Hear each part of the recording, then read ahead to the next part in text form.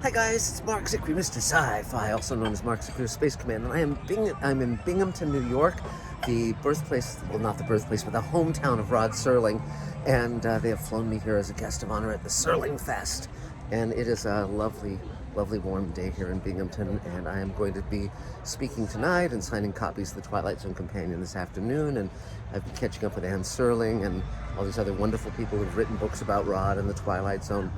It's a good time had by all. It's really fun. And for those of you who've been part of Mr. Sci-Fi's universe the last few weeks, you know we had the gala red carpet premiere at the Chinese Theater, and we were shooting on the alien spaceship for several days. It's been a big event, very busy month, and we're now writing the rest of the season, the production drafts of the rest of the season to shoot all 12 hours of Space Command. Lots is going on, and of course, if you've been interested in buying shares in Space Command, there's a certain number of shares. If we sell them, we'll be able to shoot the entire season in about 3 months' time. So if you've been wanting to buy one or more shares at $7,500 each, please contact me at markzickery@gmail.com, and you will be part of the Space Command family and be able to go on the set and hang out with all the stars and all of that stuff. So, but that's not what I'm here to talk about. Interestingly enough, I just saw Prey on the Hulu channel, and it's the latest Predator movie. Now, I've never been a big fan of Predator, and the reason is it's sort of a one-trick pony, which is, you know, this creature arrives and it's killing people using pretty much the same gags always, and and then they kill it, or, you know, deal with it or get it to go away.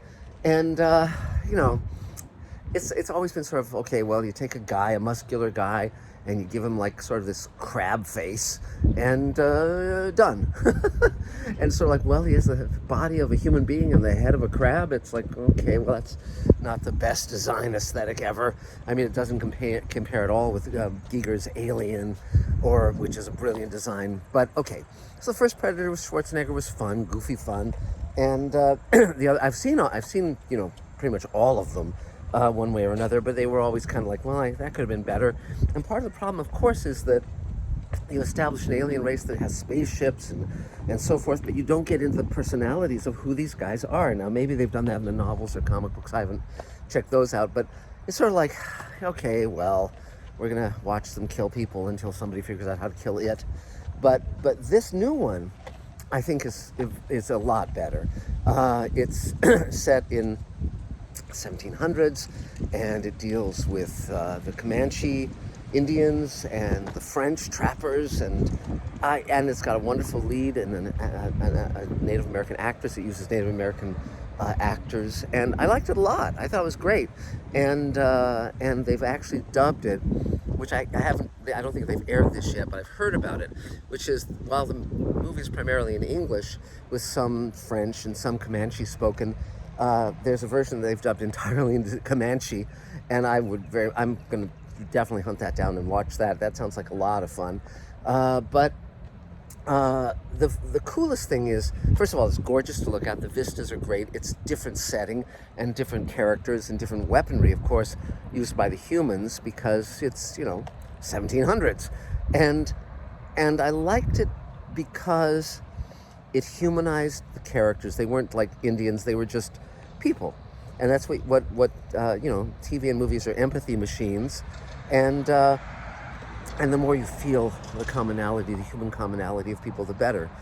And I thought it was really well directed, well written, well acted. The stunts were really, really good. The variety of stunts was good. The fact that it wasn't just doing the same thing over and over and over again. The idea of a non-technological society encountering these creatures was interesting, and again, well done. I just thought it was really probably the best Predator movie in terms of my feelings. But I wanted also to comment, because it has a female lead, and prior to its release, some people were going, well, Jesus, this is, you know, a social justice warrior, blah, blah, blah, blah, blah, blah, blah. And here's what I'd like to say to those people who object to having women in the lead, or other ethnicities in the lead, or other races in the lead. You know, grow up, get over it. You know, I mean, you know, just because a white male is not in the lead does not mean it's not a great movie, or not good science fiction, or good fantasy, or good horror, or good whatever. broaden your horizons as to who you identify with. And if you don't identify with women, if you don't identify with people who are not exactly like you, uh, that's your right, of course. I might suggest you get therapy or talk to people and become more empathic. But again, it's not for me to say, other than the fact I just said it. But I personally applaud the fact that people of different races, people of different genders, people of all sorts, all stripes are now the leads, not just the hero's buddy or someone who gets killed. And I totally applaud that, and it's the world I live in, with many, many races, many different kinds of people. And for me, the great variety of people is what lends this world a lot of its flavor and a lot of its value. And so anyway, I just want to check in on that from Binghamton, New York. Having a lovely time here, talking to really, really lovely people. And soon I'll be on the airplane back home and onward with Space Command and everything else we're doing. That's it for now. Talk soon, guys. Bye.